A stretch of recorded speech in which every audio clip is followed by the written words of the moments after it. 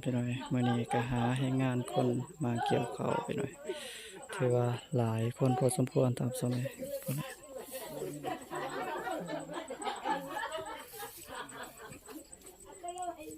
พุ่นไปหน่อย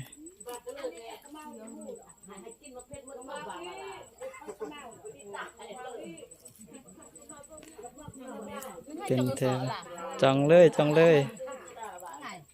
ไปหน่อยเพี่แหละพี่หน่อยพี่กินข้าวสามัคคีเฮือนซ่านกับบกกวางบกควางพี่หน่อยพี่แหละกินข้าวอยู่ตามดินพี่หน่อยปูเอาผ้าบาดพี่หน่อยพี่จ้องจ้องพี่หน่อยอาหารการกินก็น่าจะบัวหลวงบัวลายพี่หน่อยก็กินไปทำส้มเลย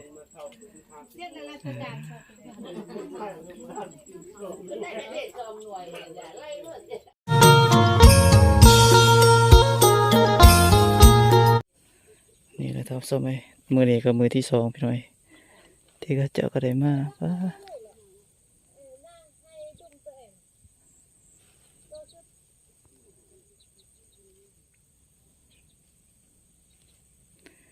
ลายพอสมควรอีกพี่หน่อยมือที่สองทำส้มเลย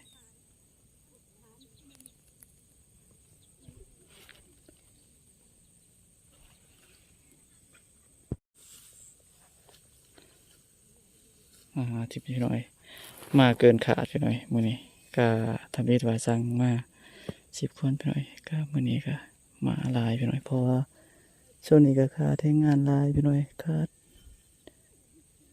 บอนทำงานหรือว่าขาดที่ทำงานขาดที่หาเงินพี่หน่อย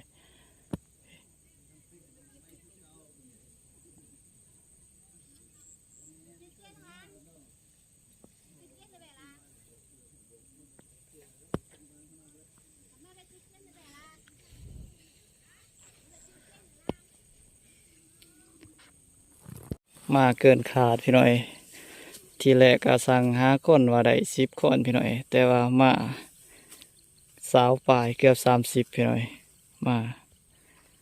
ถามสมัยทางนั้นจะเป็นหน้าของลุงเพิ่นพี่หน่อยลุงมาเองเนาะมาเกินขาดพี่หน่อยเพราะว่าช่วงนี้ก็ขาดเงินขาดทำอะไรพี่หน่อยขาดที่ทำงานตามสมัยก็ได้ยินข่าวว่าบองในเจได้เกี่ยวเขาก็พักกันแห่หุ่มมาเกี่ยวมาหับจ้างตามสมัยส่วนเฮาก็จักคนเฮาส่วนเฮาจักคนส่วนเฮาเนี่ยมีแต่2 คนพี่หน่อยมื้อนี้ขาดคนงานหรือว่าขาดงบประมาณที่จะจ้างคนและตามสมัยก็จำเป็นเกี่ยวแต่2 คนเฮาพี่หน่อยผู้ที่มีงบเขาจะก็ได้หาให้งานมาแทนทำสมัยก็แล้วไว้พี่หน่อยพี่หน่อยทางนั้นกำลังมาอีกทำสมัยอันนี้พี่น้องทางนังกงพี่หน่อยกำลังมาทำสมัยนักก็แย่นักก็แย่ละเด้นักก็แย่มากแล้วแถวนี้พี่หน่อยยังบ่ทันสุกปานใดทำสมัยอีกตัวงามเมเกี่ยวเลยล่ะตัวนี้เท่านี้เคี้ยวแน่แล้วครึ่งหนึ่งยังสิเป็นข้าวเหมาแน่ตามเบิ่งกระเบื้องเห็นแล้วนี่เนาะไม่ใหญ่เนาะก็แย่ละเป็นมองเป็นบอลก็สิได้เกี่ยวเลยทำซะไหมทางนั้นก็จุ่มเกี่ยวเลยลูกเกี่ยวเลยไม่ก็เลย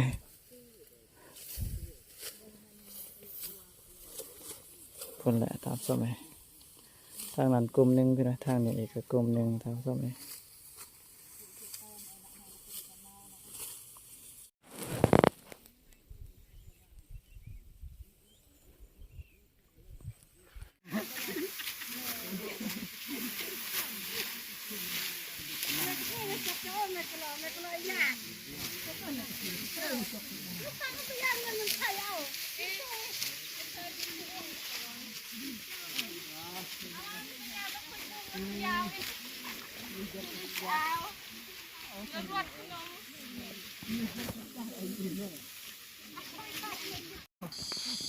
พี่น้อยตอนนี้กำลังได้พักเที่ยงตามสมัยพักการย่างเมื่อกินข้าวกินน้ำตามสมัยพี่น้อยมื้อนี้ก็หาให้งานคนมาเกี่ยวข้าวพี่น้อยถือว่าหลายคนพอสมควรตามสมัยพุ่นน่ะ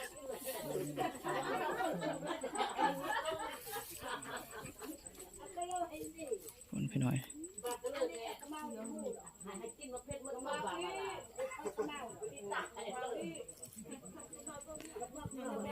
เป็นเธอจังเลยจังเลยพี่น้อยเพี่แหละ พี่น้อยพี่กินข้าวสามัคคีเพื่อนซ่านกับบกกวางบกควางพี่น้อยพี่แหละกินข้าวอยู่ตามดินพี่น้อยปูเอาผ้าบาดพี่น้อยพี่จ้องจ้อง พี่น้อยอาหารการกินก็น่าจะบ่หลวงบ่หลายพี่น้อยก็กินไปตามสมัย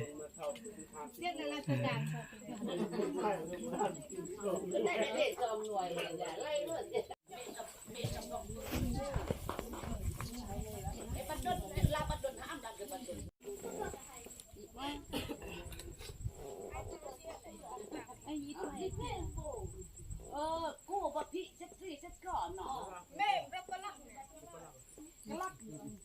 กูตะวันซี่ก่อนให้ตะวันนักแม่กูเป็นลูกเยอะจิตบักคือตัว กูละให้ชื่อเลยล่ะ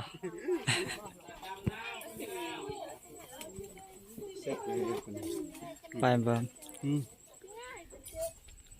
เสร็จแล้วเสร็จแล้ว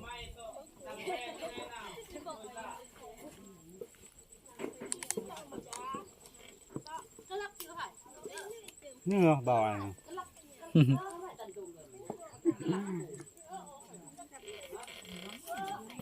พี่น้อยเนื่องจากว่างบประมาณเฮามีบ่เพียงบ่พอพี่น้อยก็เลยสิได้จ้างอ้ายจ้างน้องมาช่วยแต่ขาบเสาพี่น้อย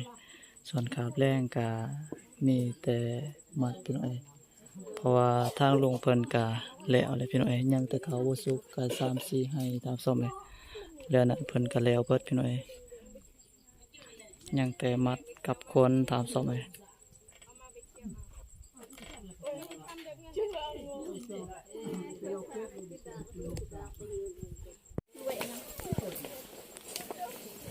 งานทะเลนะมึง พี่น้อยตอนนี้พระเจ้าก็ได้เดินทางกลับตามสมัย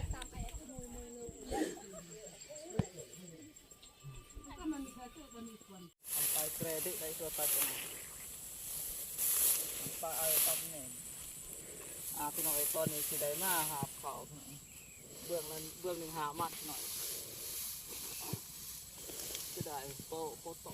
เบิ่งเพิ่นเด้เพิ่นเด้ ตก เด้เยอะ สิเป็นง่ายดีพี่น้อยเบื้องหนึ่งหามัดทำสม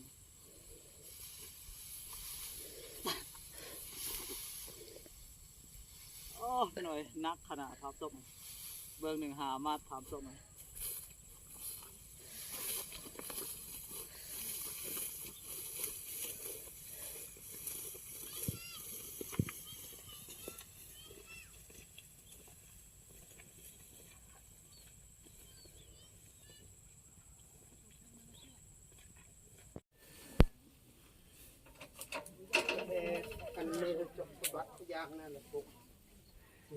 พี่น้อยตอนนี้เขาเจ้าก็